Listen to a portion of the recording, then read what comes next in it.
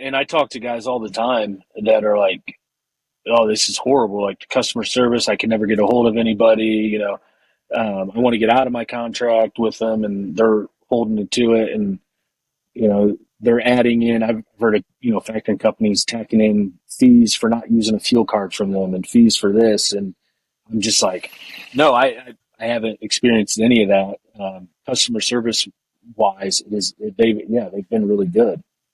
It's just it's 3% that I'm losing right off the bat.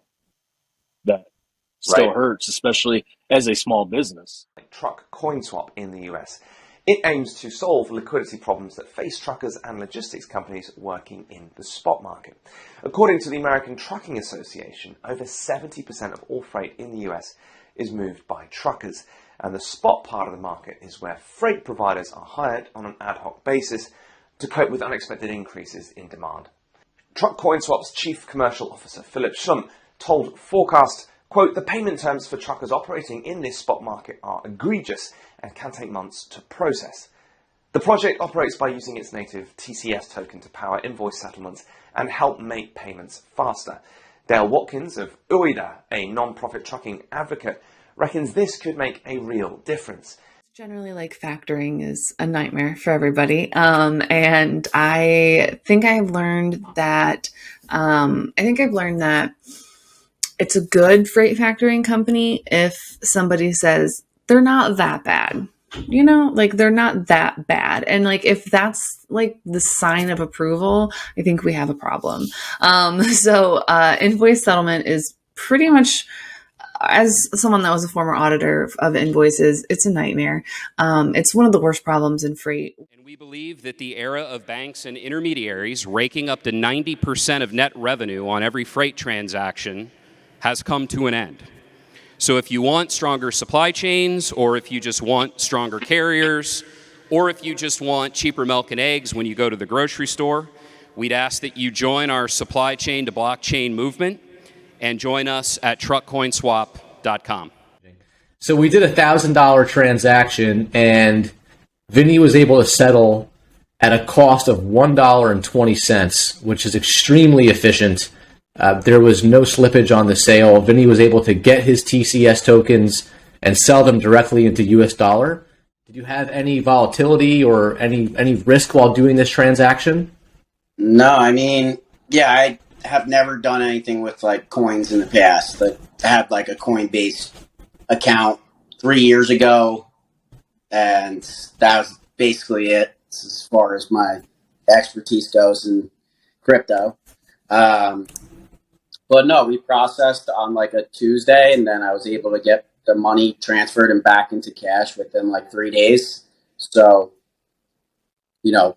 opposed to waiting 90 days or 4 days, is real simple. It's life-changing. For a business, it's completely life-changing. TCS, there are no sensors. You don't have to, you could just use the same smartphone you've been using. You don't need to get a new computer. It's not like, that's the thing. Like some of this tech, like electronic locks, another thing forced into existence. They're like, oh, you have to have it. Oh, also you have to pay for it. Oh, also, you have to pay to have it installed, and it's forced on you. Whereas with TCS, there is no extra equipment you got to buy. It's not being, forced by the government, and it's not going to require a monthly fee, because like an electronic log is like having another cell phone bill. It's just another operating expense on your sheet. This right here eliminates an operating expense. It eliminates your factoring fee. It eliminates possible broker fees depending on where the payment's coming from. And what would $40,000 a year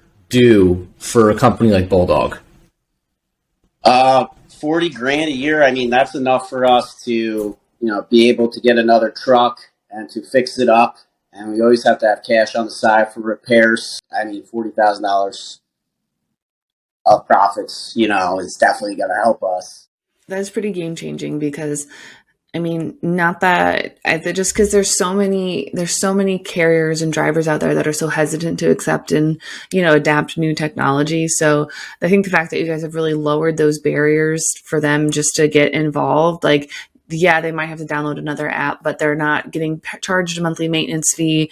They don't, it doesn't come with like $1,000 a year subscription. Like, it's just something nice and easy that it's literally just like, just try it. What's the worst that could happen? You get paid faster and you get paid more. So the question in my mind isn't whether to adopt. The question for carriers is how long do they want to continue getting killed by factoring and inflation costs, especially in a soft market like this where the financial hardship is already very painful. We have this famous saying in the legal profession, right, that judges only want to hear from judges. I think it's the same in transportation where truckers want to hear from truckers. And when other truckers start talking about the savings and the cost benefit and the value proposition, we think we're going to see widespread adoption.